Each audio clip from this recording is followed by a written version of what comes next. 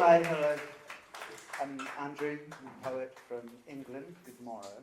I'm an ecological poet in the sense that the work tries to do away with the notion that we're above nature and that there's some sort of hierarchy between us and the natural world and that we're apart from.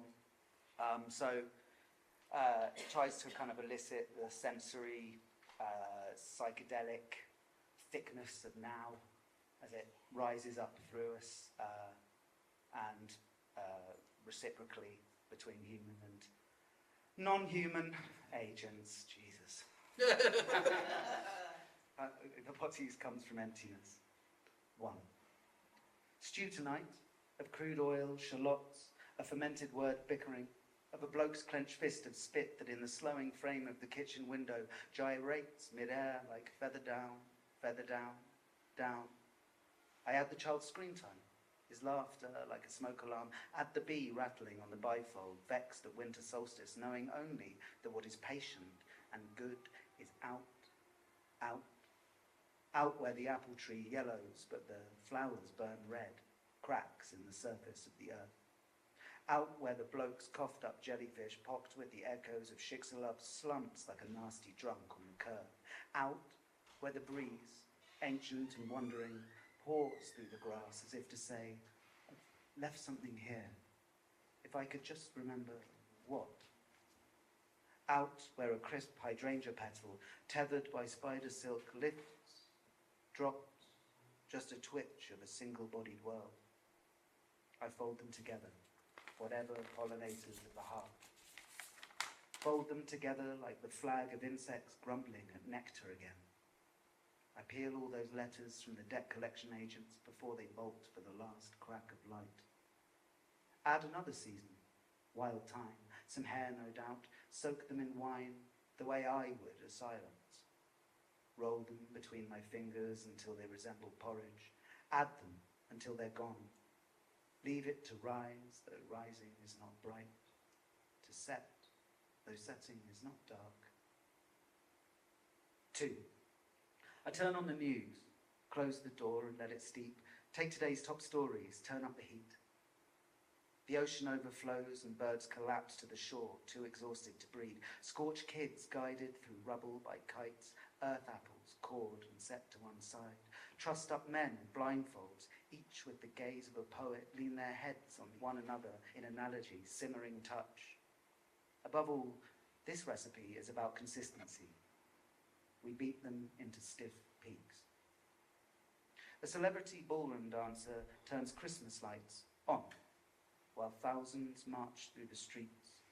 A policeman blows out a woman's candle. A child blows bubbles on a brownfield site. 3. I take the vegetable peelings to the shell heap and part way, stop, run my palm across the garlic shoots, the dirt, and lift my chin to the scent of a memory, past summer's wreathing cosmos into bright, fleeting crowns.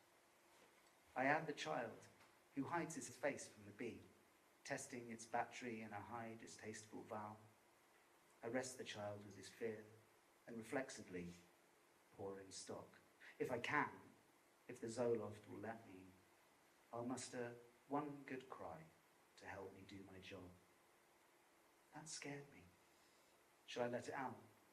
Will it die? I think so. Then no. Daddy, I made up a joke. Why did the bee stay at home? Because it wanted to be itself. Is that a good joke? I tell him how I made a garden of the long grass golden days of childhood, but how as I grew up, machines closed in.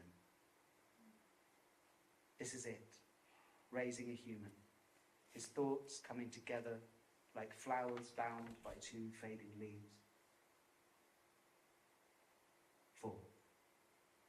I warm the dishes inherited from my mother and my mother's mother and my mother's mother's mother, a pile of skulls with no recorded history but their heat. Stew tonight. I open the back door, pull spider silk from my cheek, listen to the pot drum and the bee break for summer in vain. The child doesn't notice me sit with him, but cuddles in just the same. Eat. Astonishing that people have collected, somehow, at the bottom of the sky. I call it belief, though I know it's not, that pulls together dust into shapes capable of love. I roll it round my mouth, that when the poem just is, how lovely, we fall back into energy. Thank you.